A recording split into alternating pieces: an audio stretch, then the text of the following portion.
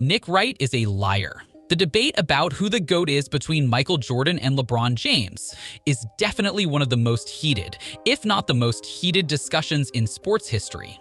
It's not just about who is the better player, it's about who wears the badge of greatness in basketball history. Nick Wright, a prominent Fox Sports analyst, has often been vocal about his preference for LeBron James over Michael Jordan. However, this take of his contradicts the overwhelming evidence and consensus among many basketball experts and fans alike that supports Jordan's stand as the greatest of all time, what we call GOAT.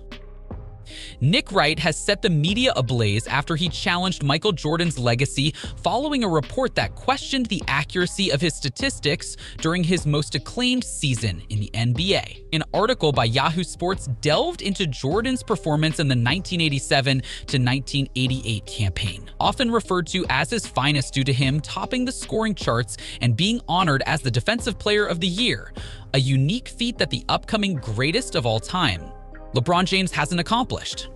This is what has probably brought about the campaign to water down these achievements of Michael Jordan.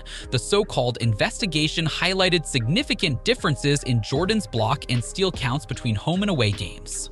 One notable instance was a game against the New Jersey Nets, where Jordan was officially logged with 10 steals, a record for his team, yet only 6 were visible in the NBA's YouTube clip commemorating the event. Take note, a clip, not a full replay. Incident cleared by Buck Williams. Up court pass stolen by Jordan. Michael Jordan in on Buck Williams, lays it in. In his podcast, What's Right? With Nick Wright, Wright labeled Jordan's achievements that season as fraudulent, questioning the validity of his Defensive Player of the Year award. That's a huge accusation. He referenced an analysis by Tom Haberstroh on Yahoo Sports, pointing out that Jordan exhibited the widest disparity between home and road defensive performances among Defensive Player of the Year winners. Still wondering why this report is only from Yahoo Sports. Wright highlighted that while Jordan averaged 3 steals and blocks referred to as stocks per 36 minutes on the road, these figures surged to 5.5 at home, marking a 182% increase. He also pointed out instances where Jordan was credited with more steals than the combined turnovers of the opposing team. Wright pointed that these revelations could alter discussions around who qualifies as the greatest of all-time GOAT and commended Haberstroh for his investigative work, describing it as genuine journalism. Seems he's arranging a crowning session for LeBron. You should know that a steal in the NBA is defined as a defensive action where a player legally takes the ball away from an opponent, intercepts a pass, or otherwise gains possession of the ball following an opponent's turnover. This definition applies under certain moments. The ball must remain inbounds and the clock must not have stopped. This rule emphasizes the importance of controlling the deflection in a way that benefits the defensive team, even if the player does not ultimately gain possession of the ball themselves.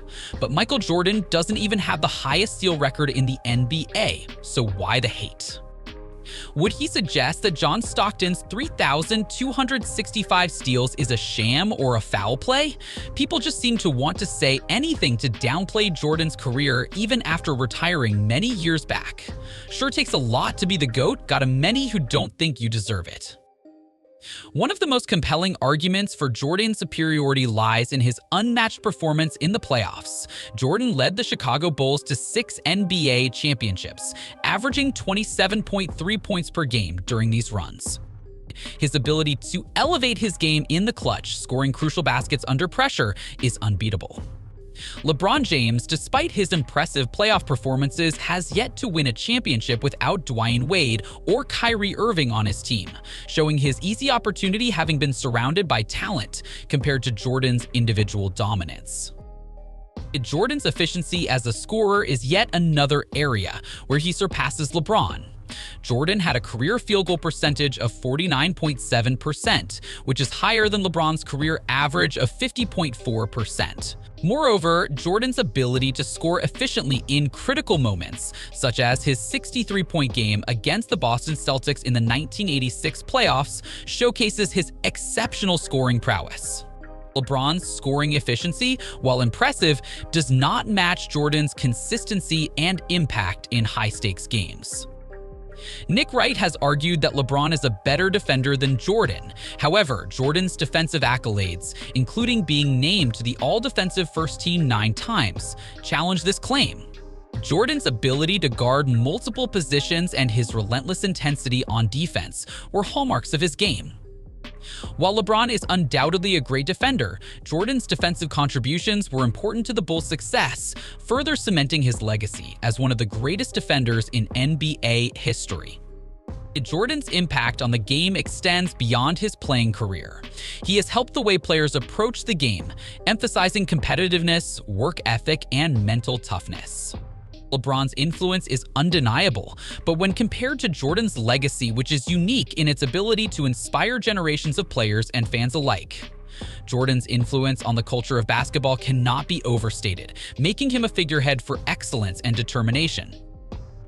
Jordan's trophy case boasts 5 regular season MVP awards, just edging out LeBron's 4. It's a close race, but one that subtly tips the scales in Jordan's favor when considering who was viewed as the most dominant force during their respective peaks. Perhaps even more telling is Jordan's 6 Finals MVP awards compared to LeBron's 4. This distinction underscores Jordan's uncanny ability to elevate his game when the stakes were at their highest, a quality that has become almost mythical in basketball lore. However, when we shift our gaze to all NBA selections, we see LeBron's extraordinary consistency shine through. His 13 first-team selections outpace Jordan's 10, and his total of 20 All-NBA team selections dwarfs Jordan's 11. These numbers paint a picture of a player whose impact on the game was so consistently elite that it became almost expected year after year.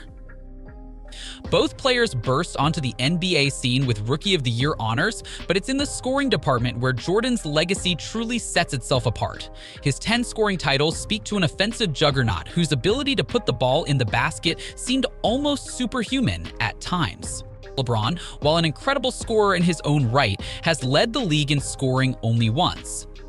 However, his single season leading the league in assists showcases the multifaceted nature of his game. Jordan's 3-time league leadership in steals further cements his reputation as a defensive menace, adding another layer to his already formidable legacy.